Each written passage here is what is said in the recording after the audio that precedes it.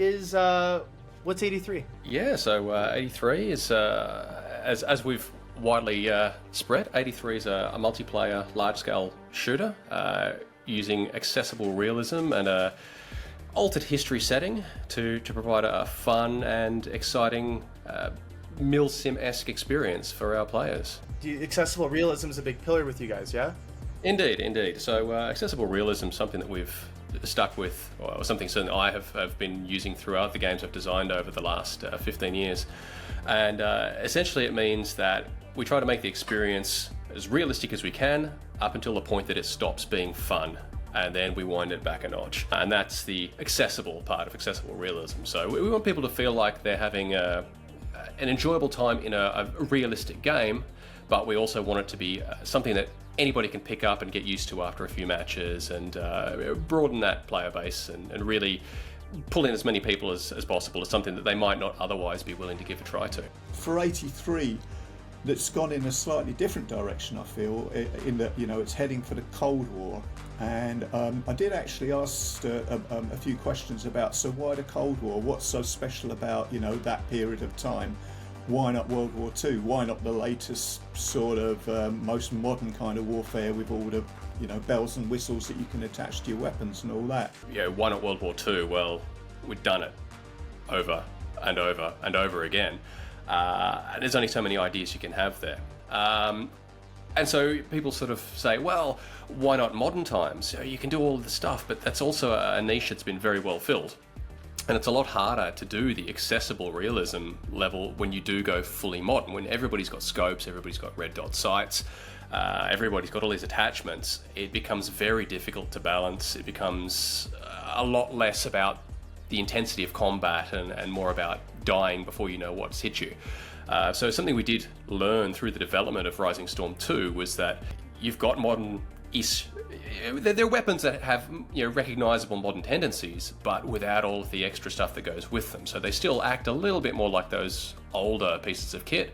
You're still using iron sights in most cases, even though they might be fully automatic or semi-automatic. They still have limitations that are closer to what we've done in the past, and we felt it was an easier area to balance, and also it's quite an underutilized space. So do you think that it's going to be like vehicles like in Rising Storm vehicles, or are you trying to tread something different, or is it still undecided? A little bit like both, I guess. Right.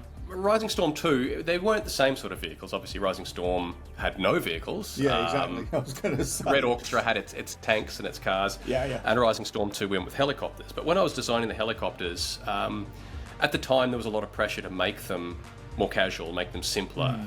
And I pushed back very hard because I felt like if the infantry combat is in a certain point between hardcore realism and casual, then any vehicle combat should be at that exact same point in the spectrum. If we're portraying a fictional Cold War gone hot, then where is that fighting going to occur?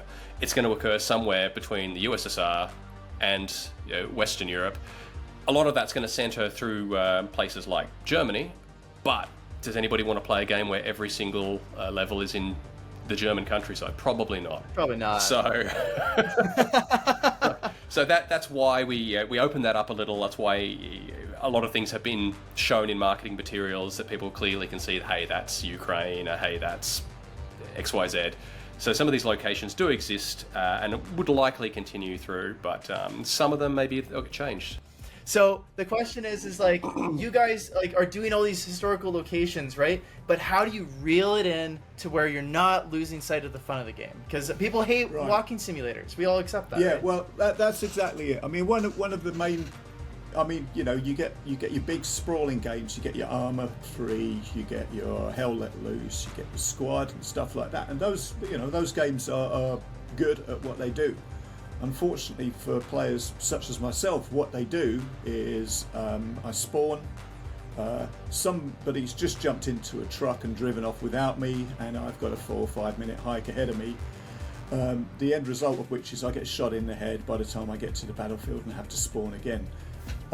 It's a massive investment of time, frankly, and if I've got 3-4 hours to spend on playing a game, maybe a couple of rounds, that's great.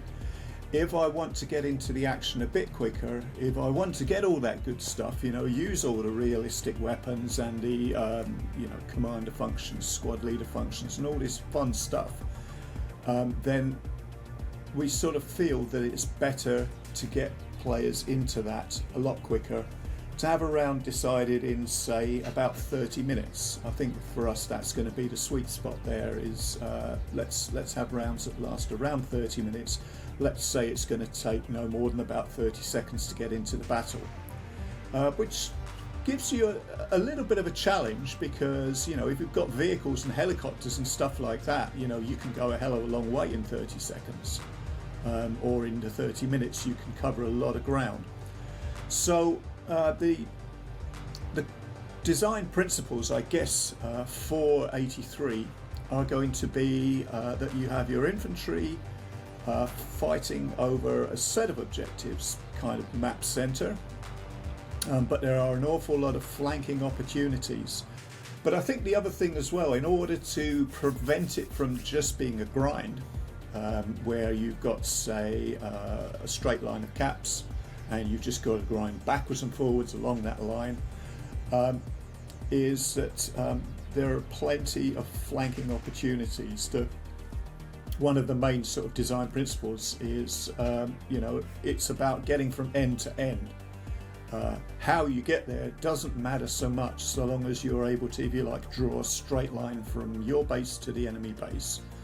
And there are a variety of ways of doing that, but it does mean that you can, if you get it right, if you get your vehicles lined up correctly, use your armor to support you in the correct way, then you can get a very decisive thrust quite quickly.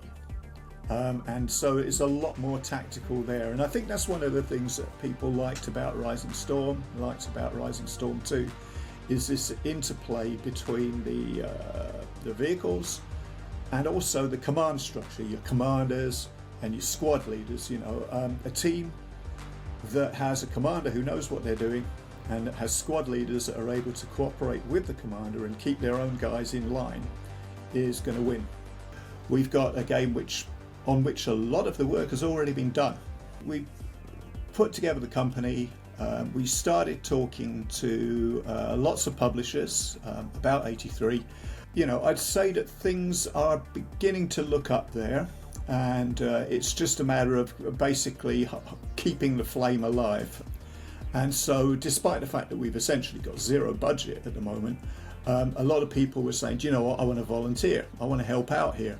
And we're talking about professionals from fairly high level in the industry. Some of them I can't name because they are involved in the industry in various forms, and it might not go too well if their identity were revealed.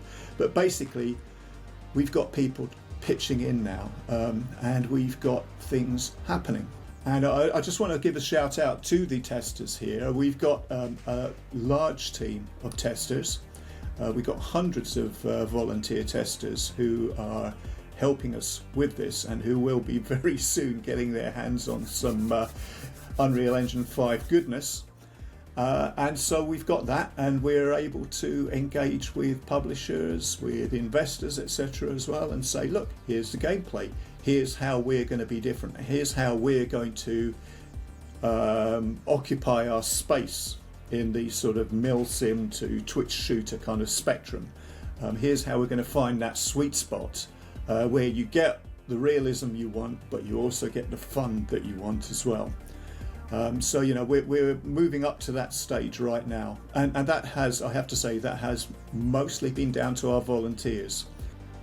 My perspective, kind of strategically, what happens here is we get the best possible representation of what we want to do in Unreal Engine 5 in front of people. We say, look, here we are, this is something we know how to do, this is something we've been doing for over 12 years, and when that investment comes in, and I think it will, it's a matter of time, then we're able to say to these people, we're here, we've got this title, let's get this one out the door. Let's get it out to the public. There is a definite demand, I think, for this kind of game. amongst the community of first-person shooter multiplayer kind of fans. Let's get it in front of them, and it won't necessarily be that long. You know, the game is. It's not amazingly far off of release. This isn't one of these things where, you know, it's all, you know, we get investment and then we go quiet again for 3 years. That's not the case. It's definitely going to be quicker than that. So that's where I think we are at the moment, and that's where I think, you know, that's, if you like, that's the future of 83 there.